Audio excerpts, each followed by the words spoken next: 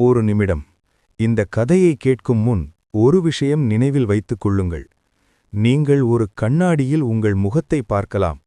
ஆனால் சில கண்ணாடிகள் உங்கள் முகத்தை அல்ல, உங்கள் பயத்தை காட்டும். சென்னை நகரத்தின் ஓரத்தில் இருக்கும் ஒரு பழைய தெரு. அந்த தெரு பகலில் சாதாரணமாக தெரியும்.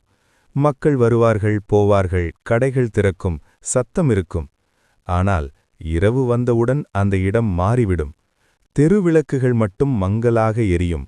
காற்று மெதுவாக வீசும். அப்போது அந்த தெருவில் ஒருவிதமான அமைதி இருக்கும். அந்த அமைதி சிலருக்கு சாதாரணமாக தோன்றலாம். ஆனால் அங்கு வாழும் மக்கள் ஒரு விஷயத்தை தெரிந்திருந்தார்கள். அந்த தெருவில் சில நேரங்களில் விளக்க முடியாத விஷயங்கள் நடக்கும். ஒரு மழை இரவு. இன்ஸ்பெக்டர் அரவிந்த் அந்த பகுதியை கவனிக்க வந்தார். அவர் ஒரு அனுபவமுள்ள அதிகாரி. பல விசித்திரமான சம்பவங்களை பார்த்தவர். ஆனால் அந்த தெருவிலிருந்த அமைதி அவருக்கு கூட கொஞ்சம் வித்தியாசமாக தோன்றியது. மழை துளிகள் சாலையில் விழ, தெருவிளக்கின் வெளிச்சம் அந்த நீரில் பிரதிபலித்தது. அந்த நேரத்தில் அரவிந்தின் கண்கள் தரையில் விழுந்த ஒரு சிறிய ஒளியை கவனித்தது. அவர் அருகே சென்று பார்த்தார். அது ஒரு சிறிய கண்ணாடி துண்டு. சாதாரண கண்ணாடி போல இருந்தாலும் அதில் தெரிந்த ஒளி ஏதோ வித்தியாசமாக இருந்தது. அதை அவர் எடுக்க முயன்றபோது பின்னாலிருந்து ஒரு வயதான குரல் கேட்டது. அதை எடுத்து விடாதீங்க சார் என்று. அரவிந்த் திரும்பி பார்த்தார். அங்கிருந்த ஒரு முதியவர் மெதுவாக நடந்து வந்தார். ஏன் என்று அரவிந்த் கேட்டார். அந்த முதியவர் மெதுவாக சிரித்தார். அது ஒரு பழைய கண்ணாடி சார். அது மனிதர்களுக்கு அவர்கள் மறைத்து வைத்திருக்கும் பயத்தை காட்டும் என்று சொன்னார். அந்த வார்த்தைகள் அரவிந்தின் மனதில் பதிந்தது. அவர் அந்த கண்ணாடியை பையில் வைத்து அந்த இரவு அந்த தெருவில் தங்க முடிவு செய்தார். கடிகாரம் மெதுவாக இரவு நேரத்தை கடந்தது. மழை நின்றது. காற்று மட்டும் வீசியது. தெருவில் யாருமில்லை. அப்போது தொலைவிலிருந்து ஒரு மனிதன் நடந்து வருவது அரவிந்தின் கவனத்திற்கு வந்தது. அவன் உயரமாக இருந்தான். கருப்பு நிற கோட் அணிந்திருந்தான்.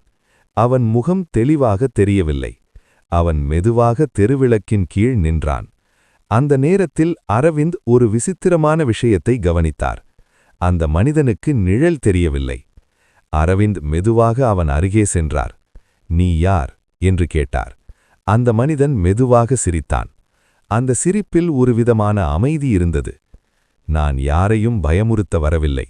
நான் மனிதர்களுக்கு அவர்கள் மறைத்து வைத்திருக்கும் உண்மையை மட்டும் காட்டுகிறேன் என்று அவன் சொன்னான்.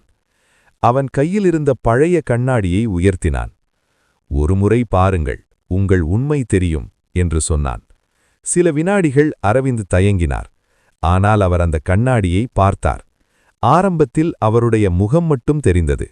ஆனால் சில வினாடிகளில் அந்த காட்சி மாற ஆரம்பித்தது. அந்த கண்ணாடியில் தெரிந்த காட்சி அதே தெரு, அதே இரவு. ஆனால் தரையில் ஒருவர் படுத்து இருந்தார். அருகே சென்றபோது அரவிந்த் அதிர்ச்சியடைந்தார். அந்த மனிதன் அவரே. அவர் உடனே கண்ணாடியை கீழே இறக்கினார். இது என்ன என்று கேட்டார். அந்த மர்மமான மனிதன் மெதுவாக பதிலளித்தான். அது உன் மனதில் இருக்கும் பயம். மனிதன் தன் பயத்தை பார்த்தால்தான் உண்மையை புரிந்து கொள்வான். அந்த இரவு மழை மீண்டும் ஆரம்பித்தது. தெருவிளக்கின் கீழ் அந்த மனிதன் மெதுவாக திரும்பி நடந்தான்.